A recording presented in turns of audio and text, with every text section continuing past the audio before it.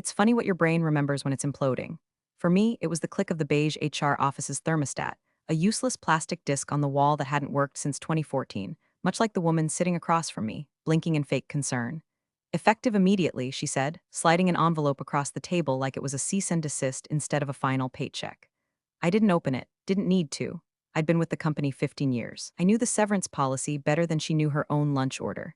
Per the CFO's request, she added, like that wasn't code for he didn't have the spine to look you in the eye. That man used to call me mission critical when we needed investor trust to cover his budget bloopers. Now, now I was being dismissed like I was a typo in a footnote, and then came the part that will be engraved on my molars when I'm gritting my teeth in the retirement home. Will control the narrative. That's when I knew they had no idea what I really did. They thought investor relations was just press releases and pretty charts. They thought I'd cry, beg, maybe even cause a scene. But I just smiled, a slow, eerie smile that made the intern outside flinch. Oh, and while I have your attention, 97% of folks listening to stories like this don't actually subscribe. That's like eating all the chips and leaving the bag on the floor. So if you enjoy office drama, sweet vengeance, and corporate chaos that smells like stale coffee and crumbling empires, hit that subscribe and tap that like. It seriously fuels the team, and trust me, this story's just getting warmed up. Back to the carnage, I stood. No dramatic slamming of chairs, just the controlled grace of someone who's already 10 steps ahead. The HR rep offered one of those awkward, I know this is hard smiles. Ma'am, what's hard is watching you pretend to be human. Walking out of that office was like walking through a graveyard. Coworkers who used to sing my praises at all hands meetings suddenly found deep spiritual connections with their shoelaces and lukewarm coffee cups. One guy from finance gave me that slow blink of pity I wouldn't wish on a roadkill raccoon. I didn't pack up everything. Just my mug, my nameplate, and one photo of me and my dog from the Christmas Zoom party. What I didn't take was the slim black folder in my bottom drawer, locked with a twist of my old desk key. Inside that folder was the original quarterly report, the one with the real numbers, not the glossed up, spin-dried fantasy the CFO wanted to parade in front of investors, not the surgically edited version that turned a financial hemorrhage into a gentle nosebleed.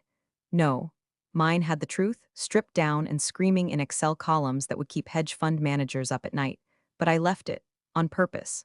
Let them think they had everything under control. Let them think they'd already changed the locks. Because the one thing about running point on investor relations for 15 years, you don't just write the narrative, you schedule it, you own it, and someone forgot to revoke my admin access.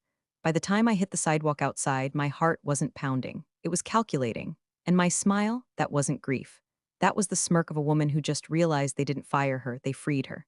And now the countdown had started. The walk from HR back to my office felt like moving through a wax museum where all the figures just discovered shame.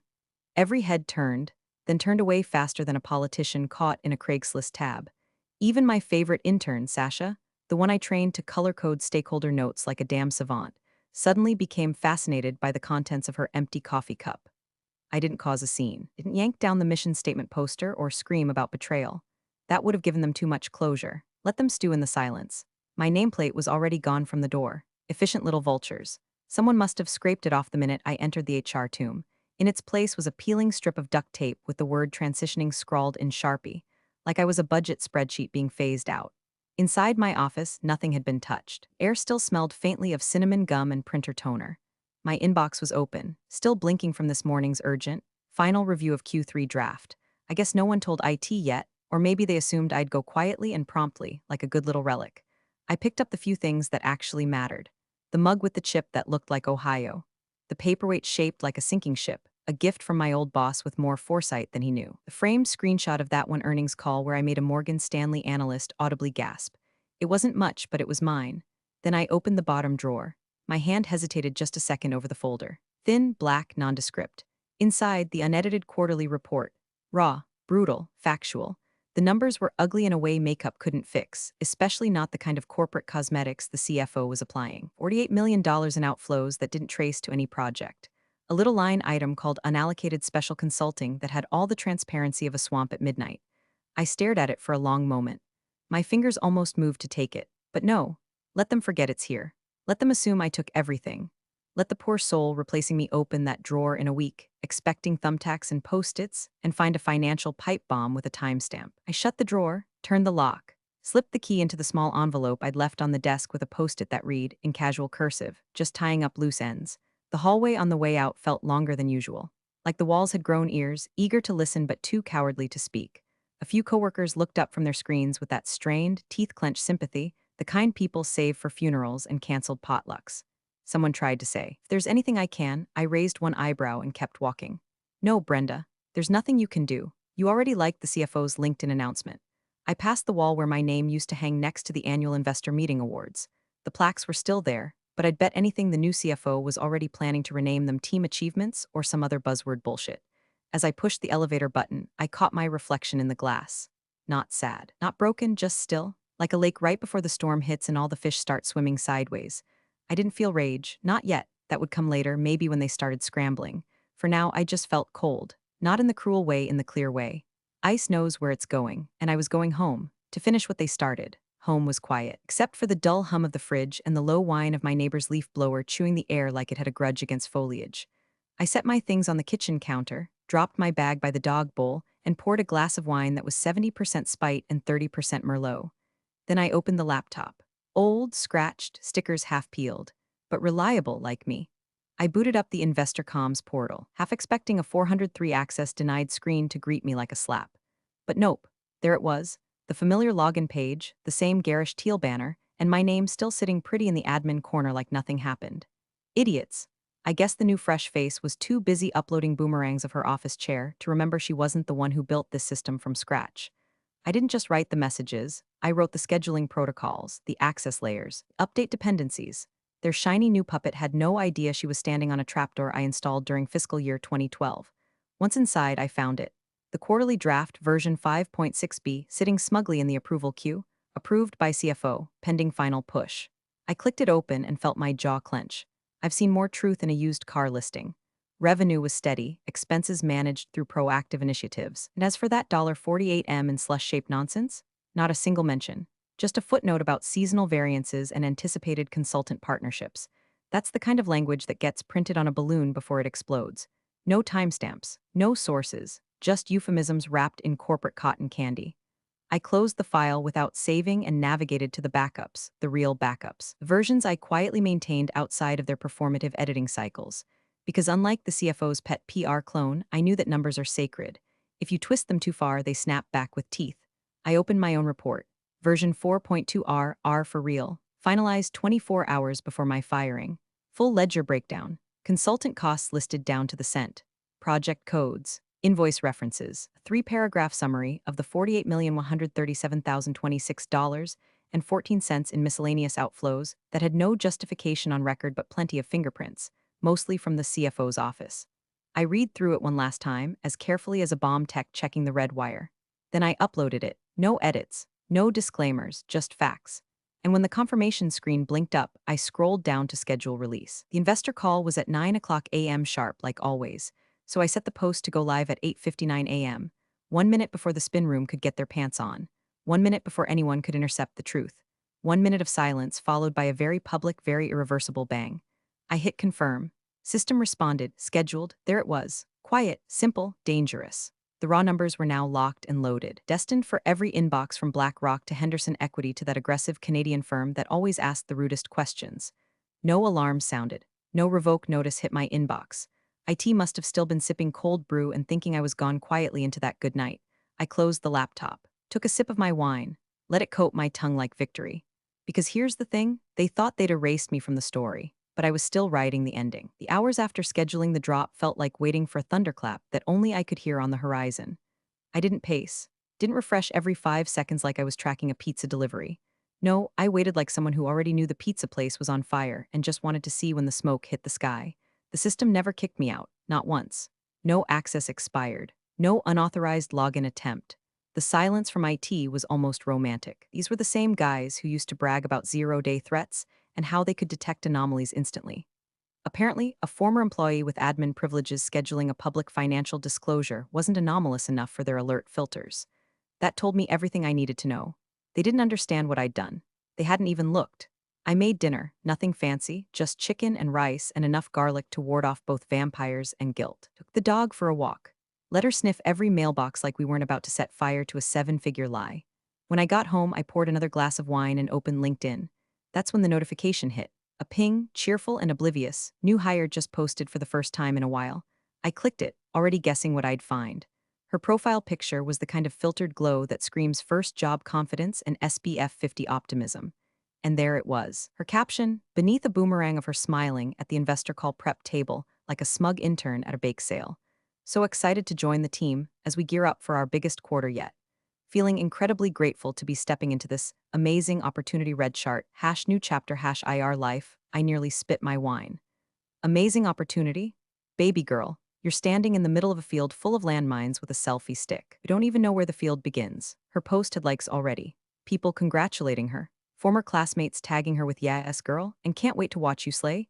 I'd seen this dance 1,000 times, but it still got under my skin like glitter in your bedsheets, not because she got the job. I'd made peace with the knife in my back. Hell, I could give you the model number.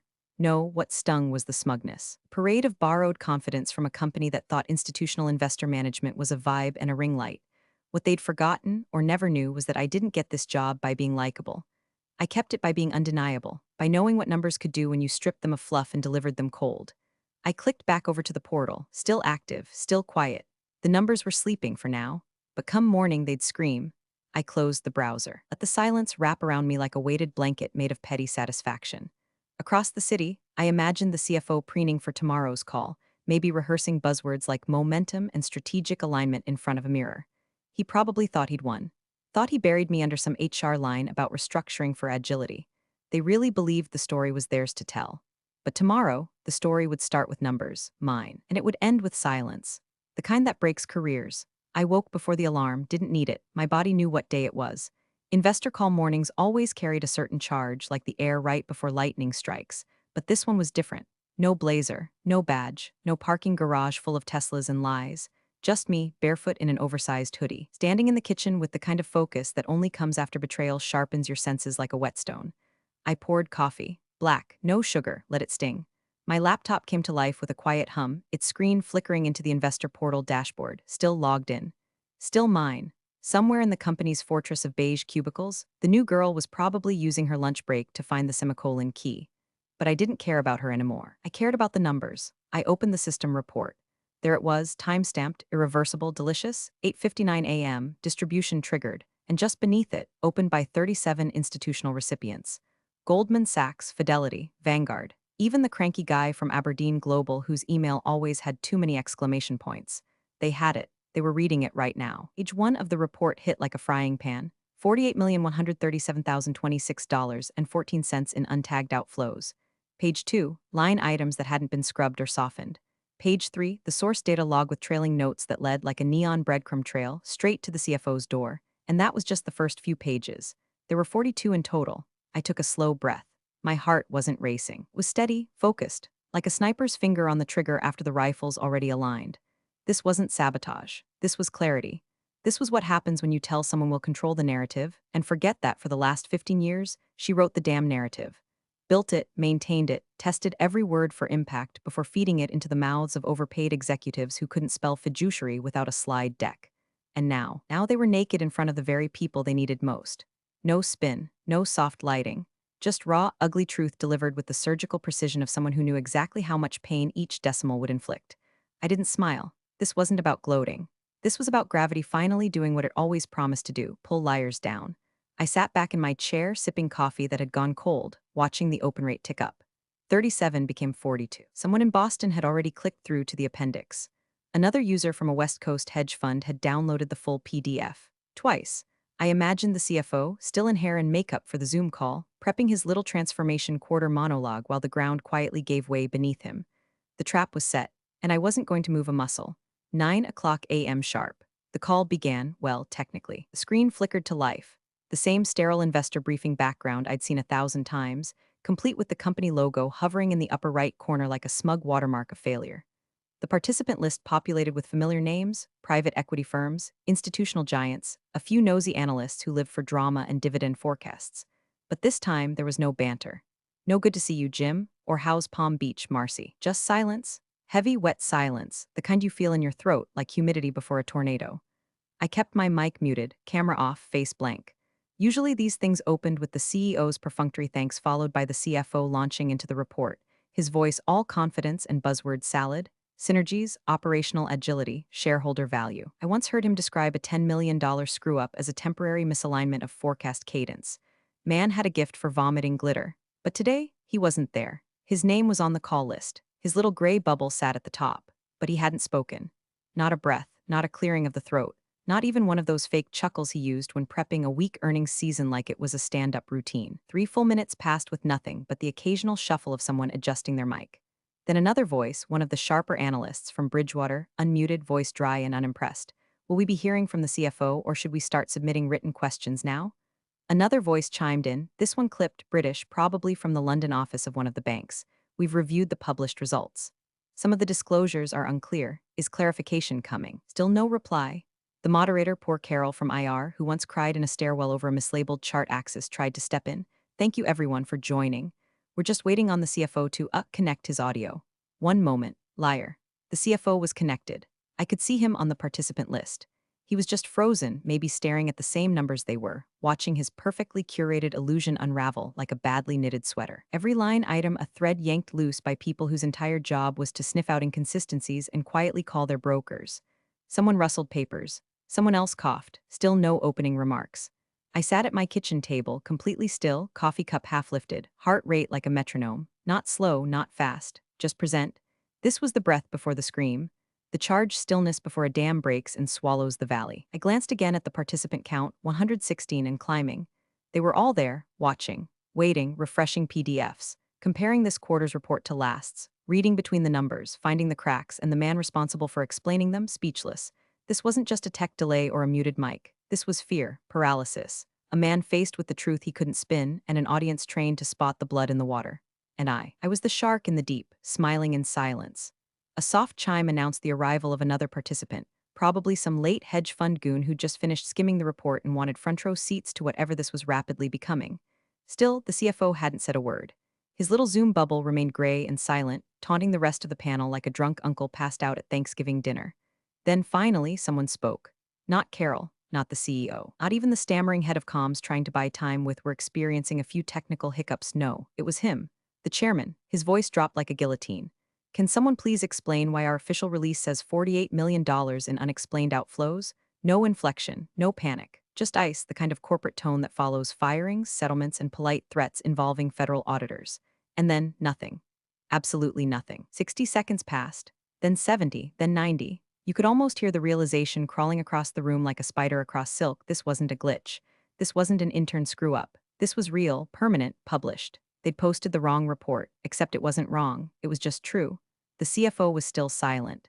I imagined him sitting in his office, fingers hovering over the keyboard, wondering if he should fake a Wi-Fi outage or just pull the fire alarm. The man once held a 30-minute earnings call during a market crash without blinking, but now, faced with an actual number and a simple question, he folded. All those years of swagger, all those metrics manipulated into magic tricks, dissolved under the weight of one unspinnable line item. I watched it unfold from my kitchen table, spoon deep in a tub of Greek yogurt I wasn't even tasting. And I smiled, not a smug grin, not an evil laugh, just a soft, private curve of the lips, the kind you give when the universe finally catches up with the people who think they're smarter than gravity. They thought I was disposable. They thought I'd walk away and let them rewrite the ending. But I didn't need revenge. I just needed the truth to be loud enough. And right now, was echoing through every Bluetooth headset on that call.